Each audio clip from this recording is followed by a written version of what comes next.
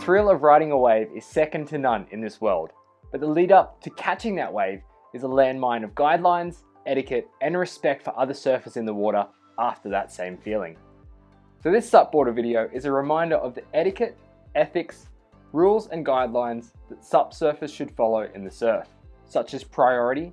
We're also going to look at ways that we can minimize our impact on the prone surfers. We're going to cover the 10 commandments of SUP surf etiquette. We're also going to look at some tips to help you catching more waves when you head out for your next session. Let's get into it. As SUP surfers, we have advantages over other types of surfcraft. We can paddle faster and see waves coming earlier, which means we have the ability to position ourselves better and catch waves before all of the other surfers out there. Now, it firstly should be said that using any of these advantages against the prone surfers out in the water leads to a dysfunctional and unsafe lineup. When we paddle out standing up, we immediately make our presence known to all of the surfers in the water. And plus, as SUP surfers, we need to wait beyond the breaking waves because we don't want to get caught on the inside when waiting for a wave. Now this puts us into that first priority position, and it really makes a lot of the prone surfers feel uncomfortable. So realizing we have that advantage is the first step to respecting and empathizing with the lineup. So firstly, let's get an understanding of the priority system that's in place at pretty much every single break across the world. Now for this, it's time to get the whiteboard out. Now this is my very basic drawing of a lineup. Now please leave some comments below if you think I need drawing lessons. But first, if you don't know what a lineup is, generally a lineup is where the surfers are positioned waiting to catch the waves, and it also does filter down the line where the waves are breaking. Basically, the lineup is the playing field for surfers. We can have point breaks, reef breaks, or defined peaks, such as this one here that I've drawn, where waves break in the same spot consistently. And we can also have beach break situations where peaks are breaking in different areas, such as this. To make it clear and easy, we're going to use the defined peak or point break situation to clarify the priority rule, and here's how it works. The surfer who has been waiting the longest and is positioned closest to the breaking part of the wave will have first priority for the next wave that they choose and like to catch. The second priority surfer will have been waiting the second longest and also is positioned close to that breaking part of the wave, and so on and so forth down the line. Now when that first priority surfer decides to take a wave, they have right of way on that wave for the whole entirety of their ride.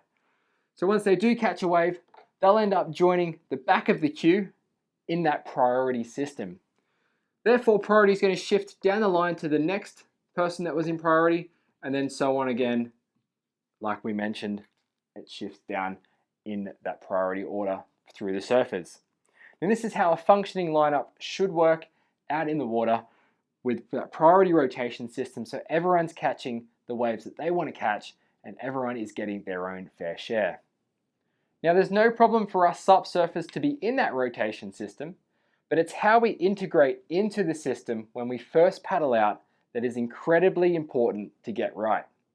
If we don't get this right, we become the one who breaks the functioning lineup, and it can turn into a free-for-all, which is inherently dangerous, or we are then given a firm talking to.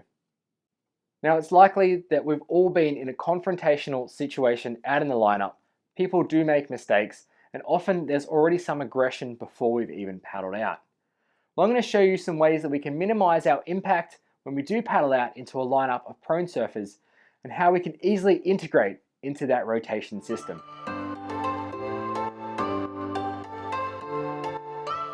When you're getting ready in the car park, or even when you're down on the beach ready to paddle out, take some time to watch the lineup and see who is actually catching waves. If there's 50 people out, it's going to be really hard to know who is who, but if there's only a handful of surfers, we can generally spot those who are catching lots of waves and those who are not. Try and remember their board, what they are wearing, or their face if you can see it, and then you can start to form a plan of how you're going to catch waves in that lineup. When we hit the water and paddle out to the lineup, we need to make sure we are out of the way of the surfers riding their waves. There's nothing worse than starting the session off on a bad note by getting in someone's way when paddling out. So make sure you identify a channel, a rip, or even some deeper water where the waves are not breaking so you can easily paddle wide of the break and get around. Such as this here. For example, if we are going off the beach down here, we just need to make sure that we paddle out around the breaking waves so that we're not getting in anyone's way. Once we reach the lineup and are out the back, I'd recommend to all SUP surfers to firstly sit down on your board to get your bearings. You've probably paddled out further than the surfers as you don't want to get caught on the inside, but remember, this does not entitle you to the next wave as you have only just joined the group. When you do sit down on your board, the first thing you should start to look for is where the best waves are breaking, and then from there you need to be looking at who has priority and what the line of priority is looking like. Be friendly in the water too. If a surfer does paddle past you, make sure you say hello or give them a shaka or ask them what the waves are like out there today. Just acknowledging that their presence out in the water is known, it really goes a long way to having the prone surfers knowing that we understand a little bit about surf etiquette and how the rotation system may work in the water.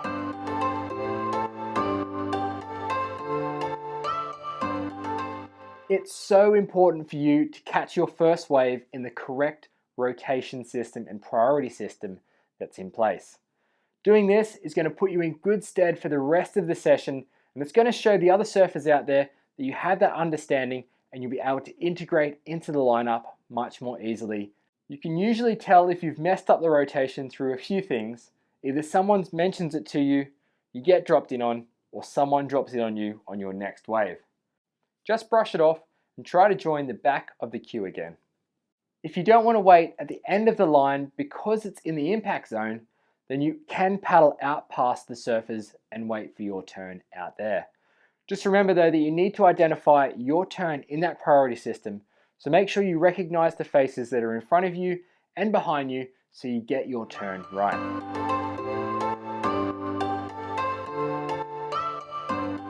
Once you have caught a wave, remember to control your board and paddle wide to get out of the way of surfers riding the next waves.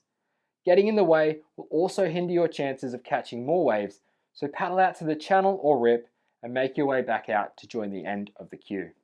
This is the utopian lineup that we all dream of, where everyone's getting their fair share of waves and everything in the world just seems right. But often this is not the case, so we need to be even more vigilant when surfing with other surfers. When this lineup is being dysfunctional, it's often caused by a few surfers not following the rules, namely cutting in line and stealing people's waves.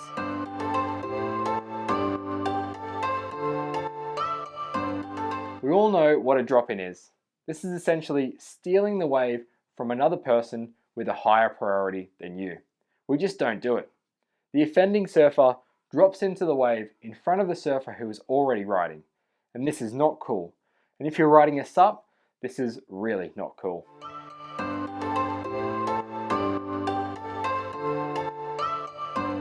This form of stealing or cutting in line is the sneakiest, and it's just downright rude. Now, most of the time, this does happen by us SUP surfers, be it consciously or unconsciously. Because we have to wait for waves further out the back than other surfers, this puts us in what seems to be first priority. Now, the snake is someone who has just caught a wave and then decides to paddle past everyone else in the water to assert their position back at the peak again. They cut the line and they establish the first priority position and puts them in line for the next wave that comes through. Now, this is exactly like cutting in line at the supermarket or ordering a drink at the bar before everybody else that was waiting. That topic is for another day. There are steps we can take to minimize our snaking and keep the peace within the lineup. This full list to come very soon in the video, but first, let's talk more about snaking and when it might be allowed to some degree for other surfers. There are generally two groups of surfers that have some kind of wiggle room when it comes to snaking. And those two groups are local surfers and also more advanced or better surfers than us because they have the ability to outposition us. Now, starting with local surfers, they do have that higher priority because they've been surfing there most of their life. They get to know all the people that come in and out of the break, and they just get some kind of alpha status to their name. Now, these people are best to avoid when we are SUP surfing just because they do feel like they have some kind of ownership to the break. And this is really especially important if we do travel overseas, that we do need to respect the locals when we do go to a different country as well. But yeah, really best to avoid those locals. So just make sure you sit wide or catch the wide waves until they go in, and then you can integrate into that rotation system a little bit easier. And then for the better or more advanced surfers, well, if Kai Lenny paddled out at a break where I was surfing on a paddleboard, I'd probably let him paddle up the inside and take the next wave, and that's just because I would really enjoy watching him surf. I'd probably learn a little bit about watching him and where he positions and also what he can do on the wave. That's another situation where we may have and allow some wiggle room for people to snake us. But generally, in a working lineup, this really shouldn't happen.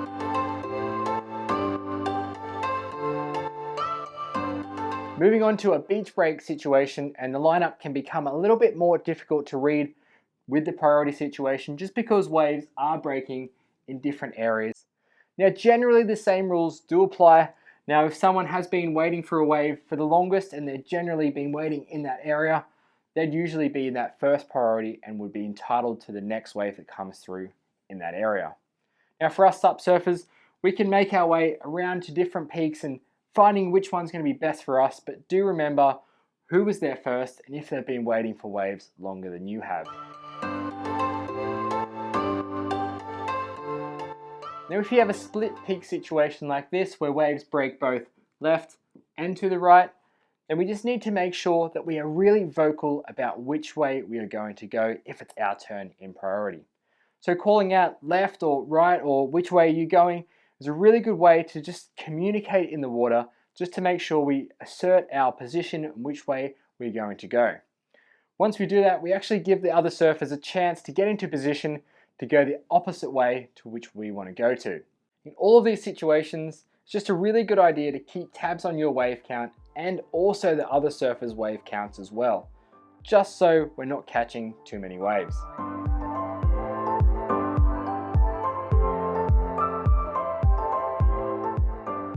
No matter where you are surfing, if you are surfing with others in the water, there are certain guidelines that we need to follow. And I like to call these guidelines the 10 Commandments of SUP Surfing Etiquette. Now, these are in no particular order. Number 1, don't be a snake. Remember to wait your turn in the lineup and everyone will get their fair share of waves. Number 2, don't drop in. You already know what this means.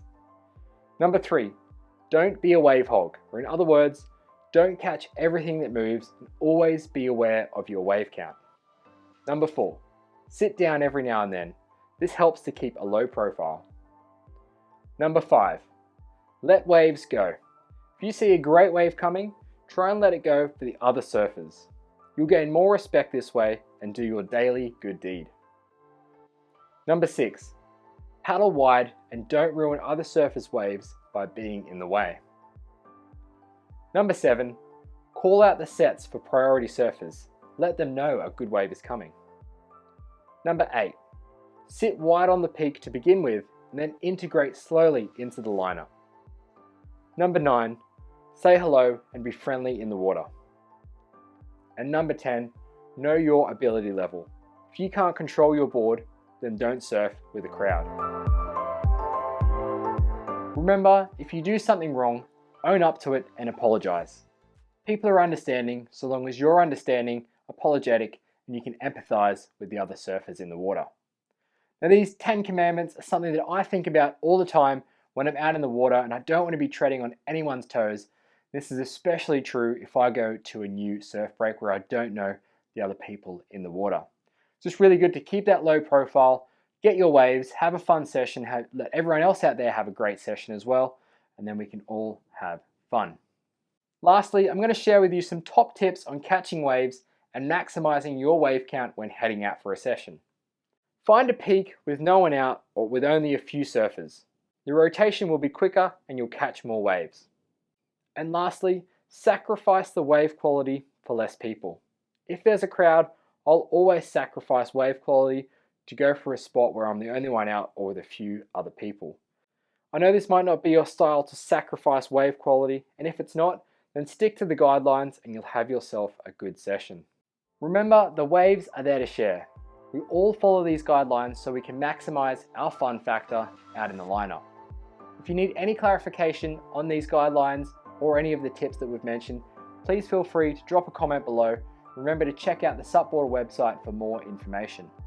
Thanks so much for tuning in to this SUPboarder video. Really hope you did learn a few things, and we'll see you very soon on the next video.